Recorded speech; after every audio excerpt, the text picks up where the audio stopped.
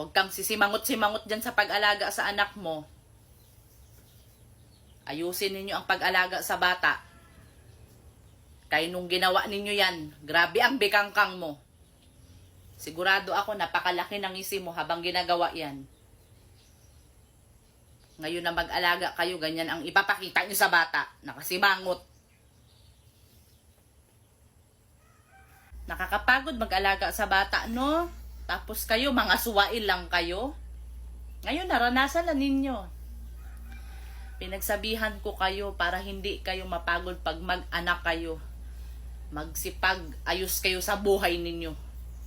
Kaya kung maayos ang mga buhay ninyo, dapat senyorita ka ngayon. Kaya tamad ka man, senyorita ka, dapat naghintay ka na, naging milyonarya ka. Para marami ka dyang